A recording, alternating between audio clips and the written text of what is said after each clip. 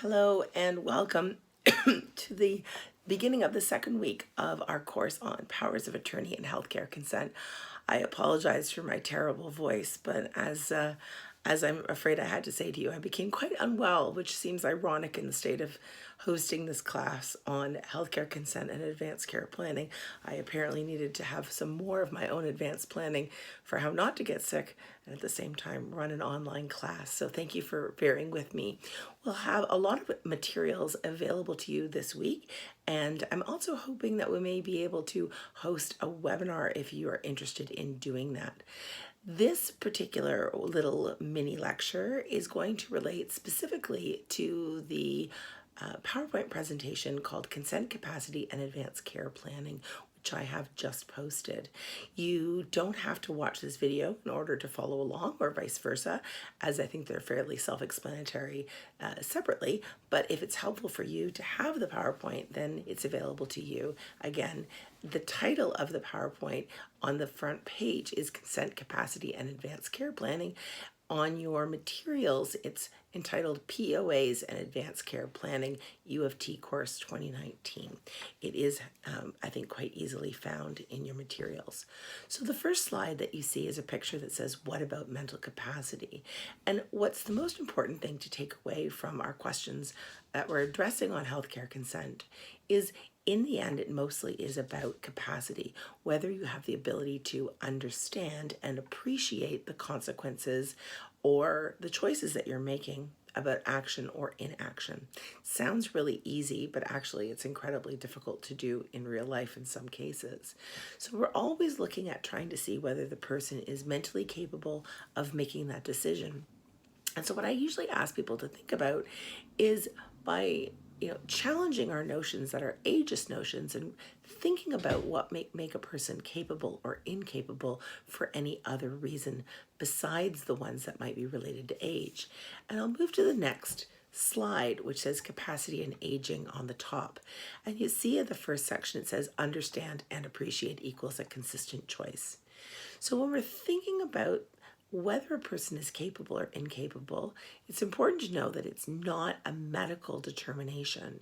It's a legal determination, and one that most of us have to kind of figure out on an everyday basis.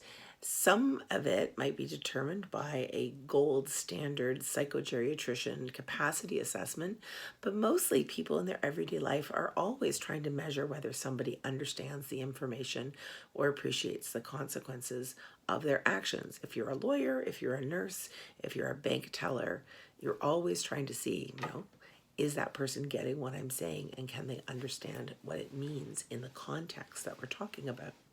And so you'll see at the next bullet point that I say that anyone can lose capacity at any time due to illness or accident. And as a matter of this fact, for this last week, I can assure you that that certainly is the case. And while it's true that dementia is related to age, in the sense that age is the number one risk factor for dementia, it doesn't necessarily mean that all people who are older have dementia, or that all people with dementia are older.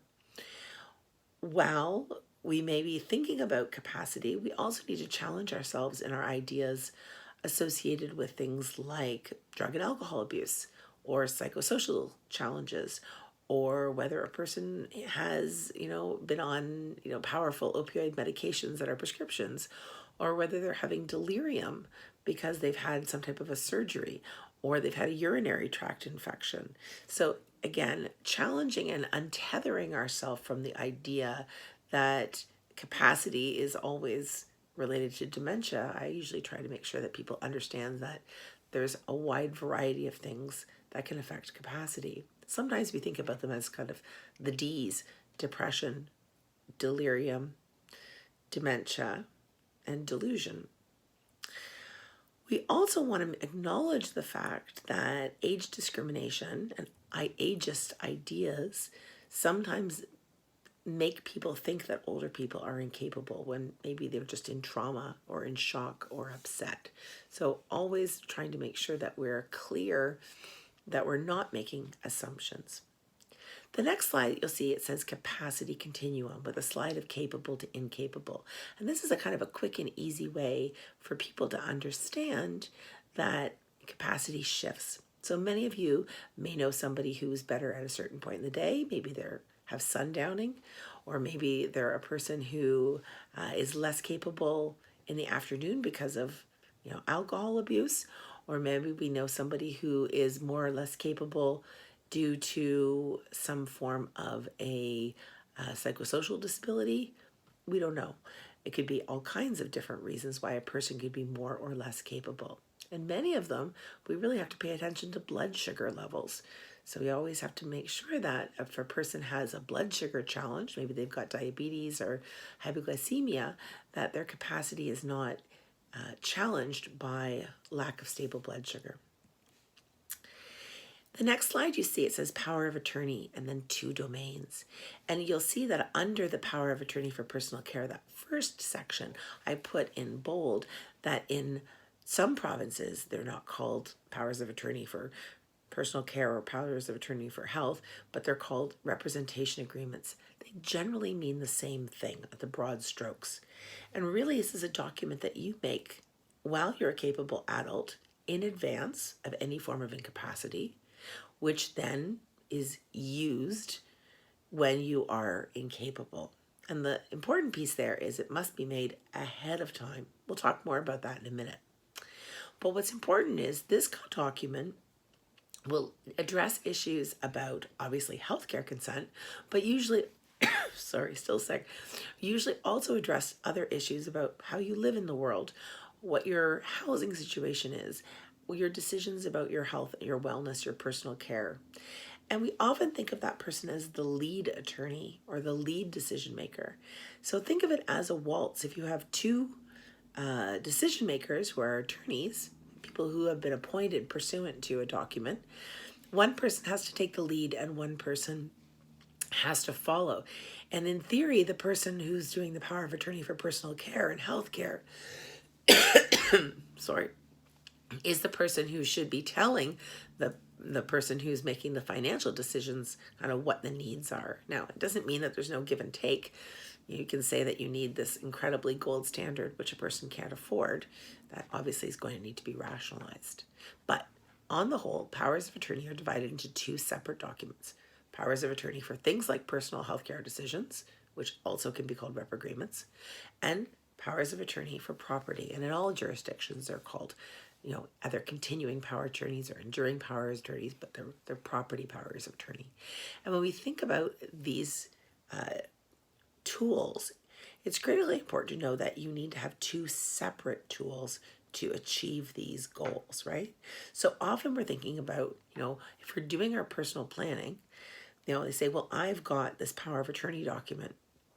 And you say, that's great. I need to have a look at it. I need to make sure that it's the kind of document that deals with the decision that we're trying to make right now. So a power of attorney for property would have no authority whatsoever over a health and personal care decision. None, which is often quite a shock to people. Now, it may be that that person has also been appointed pursuant to a power of attorney for personal care or some other kind of representation agreement if you're in BC or the Yukon and now in Nova Scotia. But it means you have to have the 2 documents. So you have to have authority under 2 different realms of life. So turning the slide to the next one where you see it says planning for future decisions, this is just broken out in a different way. And again, it's just an easy way to say if you're a capable adult, then you get to decide, you get to make your own personal healthcare decisions. If you're incapable because you've been hit by a bus and you're in a coma, then somebody else is going to decide. Now, we know that very often it's not so black and white as that. And we'll talk more in this mini lecture series as well as later on in a couple of weeks about something called supportive decision making, which is a different type of decision making, which is emergent in Canada. But black and white, if you're capable, then you decide. If you're incapable, then somebody else is going to decide. And these conversations will talk about who those are.